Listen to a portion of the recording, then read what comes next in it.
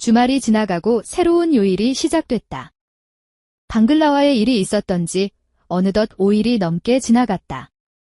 하지만 방글라는 끈질기고 집요했다. 가정을 지키려고 노력하던 정숙의 결심은 시간이 지나면서 자꾸 흔들리고 있었다. 하루에도 몇 번이나 방글라의 힘이 눈앞에 아른거리는가 하면 또 한편으론 정숙에게 끔찍한 남편과 토끼 같은 아이들이 눈앞에 아른거렸다. 정숙의 결심은 하루에도 몇 번이나 이랬다 저랬다 하며 흔들리고 있었다.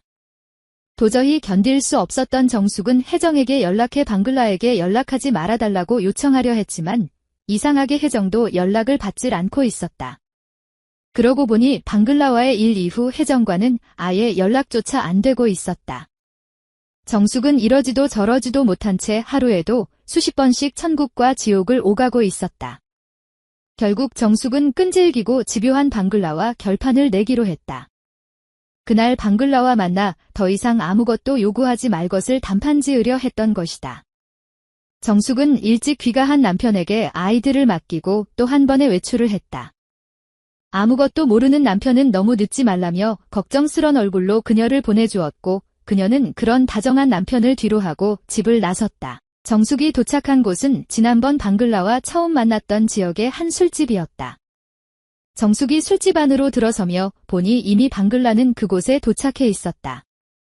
정숙은 두근거리는 마음을 가라앉히며 방글라가 앉아있는 곳으로 향했다.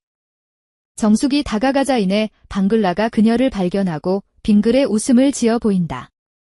누나, 기다렸어요. 방글라가 친근한 미소와 어눌한 말투로 정숙에게 누나라며 반갑게 인사를 건네었고 정숙은 그런 그를 보며 또 한 번 마음이 쿵쾅거리는 것을 느꼈다. 하지만 정숙은 애써 마음을 진정시키고 방글라의 맞은편에 앉았다. 방글라의 맞은편에 앉은 정숙은 방글라에게 여기 온 용건을 짧으면서도 단호하게 말했다. 방글라는 그녀의 의외의 단호한 결심에 약간 놀라는 듯하더니 이내 고개를 끄덕인다.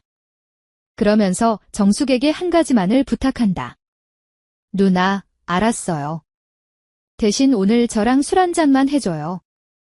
한국에 와서 너무 외로웠고 아는 사람도 없다가 아는 사람이 생겨서 너무 좋았는데.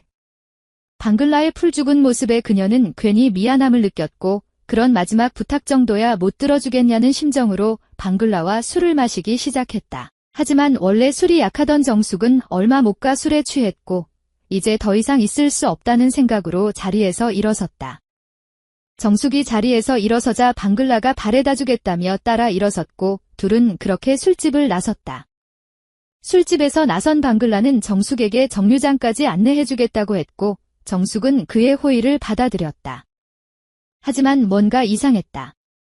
방글라는 자꾸 미적거리며 돌았던 곳을 계속 도는 듯 했다. 하지만 정숙은 약간 취해 있는 데다 이곳의 지리를 전혀 몰랐기 때문에 방글라가 가는 대로 따라만 가고 있었다. 그러던 방글라가 갑자기 발걸음을 멈춘 곳은 어느 허름한 여관 앞이었다. 누나, 정말 저 누나 사랑해요. 이대로는 도저히 보내줄 수 없어요. 저 한국에서 아는 사람도 없고 너무 외로워요. 한국 사람들이 너무 인종차별해요. 방글라의 말에 정숙은 안쓰러움과 미안함 때문에 마음이 약해진다. 하지만 그래도 안 된다고 생각했다. 이러면 안 돼. 하지만 정숙이 말을 채 끝마치기도 전에 방글라가 정숙의 손목을 확 잡아 끌더니 안으로 성큼성큼 들어가 버린다. 약간 술에 취한 데다 너무 갑작스럽게 당한 일이라 정숙은 제대로 반항도 못하고 그만 안으로 끌려 들어가고 말았다. 안으로 들어간 방글라는 이곳에 익숙한 듯 금방 여관 주인에게 돈을 지불하고 방을 배정받고는 정숙을 계속 끌고 간다. 그렇게 끌려가던 정숙이 갑자기 이러면 안 되겠다 싶어서 반항을 하려 하자 방글라는 정숙을 그대로 한쪽 어깨에 짊어지고는 방으로 간다. 이러면 안 돼. 정숙이 발버둥 쳐봤지만 아무 소용없는 헛된 몸부림에 불과했다. 방글라는 순식간에 방에 도착했고 방에 들어서자마자 정숙을 내려놓고는 안에서 문을 잠궈 버린다. 정숙은 그런 방글라를 보며 그 자리에 푹 주저앉았고 조용히 방에 앉아 어떻게 해야 할지를 고민하고 있었다. 그녀의 머릿속에서는 이러면 안 된다는 생각이 강하게 떠올랐지만 이상하게 자꾸 가슴이 설레고 있었다.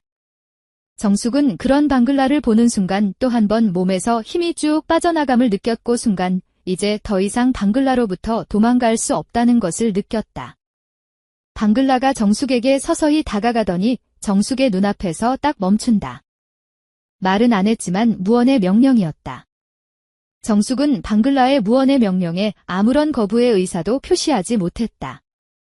이제부터 그녀의 주인은 남편도 그녀 자신도 아닌 방글라였기 때문이다. 집을 나설 당시의 가정을 지키려는 확고한 결심도 너무나 다정하고 헌신적인 남편의 얼굴도 그녀만을 바라보는 토끼 같은 아이들의 얼굴도 이미 머릿속에서 모두 지워진 지 오래였다. 이제 그녀는 늠름한 방글라의 완전한 포로가 되어버리고 말았다. 비교도 안 되는 늠름하고 위풍당당한 방글라의 여운을 직감했다. 이제 자신은 방글라의 여인이 될 수밖에 없다는 것을. 그 후로 몇 개월이 지났다. 그 기간 동안 방글라는 정숙하고 단아했던 정숙을 철저히 자신의 여자로 만들어버렸다. 어느 순간부터 방글라는 일까지 그만두었고 그런 방글라를 위해 정숙은 경제적인 지원까지 해주고 있었다. 방글라를 위해 방도 얻어주고 차도 사주었다. 왜냐하면 그녀는 방글라의 여자였기 때문이다. 그렇게 물심양면으로 지원해주는 정숙을 방글라는 아주 당연하듯이 마치 자기 것을 받는다는 듯이 당연스럽게 받아먹었고 방글라에 있는 가족에게 돈까지 송금해 주었다. 정숙의 한국인 남편이 가족을 위해 죽어라고 벌어들이는 돈이 그렇게 허무하게 방글라의 소나귀로 흘러들어가고 있었다. 하지만 방글라는 그것만으로도 성이 차지 않는지 점차 정숙을 더욱 집요하게 유혹하기 시작했다. 바로 집을 나오라는 것이었다. 결혼을 해줄 테니 집을 나오라는 것이다. 자신처럼 당당한 방글라가 결혼까지 해주겠으니 어서 집을 나오라는 것이었다. 물론 공짜는 아니었다. 애들도 버리고 집에 있는 모든 재산을 다 가지고 나오라는 것이었다. 너무나 파렴치한 요구 조건들이었지만 방글라는 그마저도 너무 당연하다는 듯이 정숙에게 요구했다. 정숙 역시 그것이 그렇게까지 파렴치한 요구라는 생각이 안 들 정도였다. 그만큼 정숙은 방글라의 여자가 되어 있었다. 그녀는 남편과 아이들이 모두 출근과 등교로 없는 사이 짐을 꾸리기 시작했다. 그녀에게 필요한 옷가지와 물건들을 비롯해 이것저것 짐을 챙겼고 그러다 결국 통장과 집문서 등등까지 모두 싸그리 챙겨들기 시작했다. 그뿐만 아니라 돈이 될 만한 것들은 하나도 남김없이 챙겼다.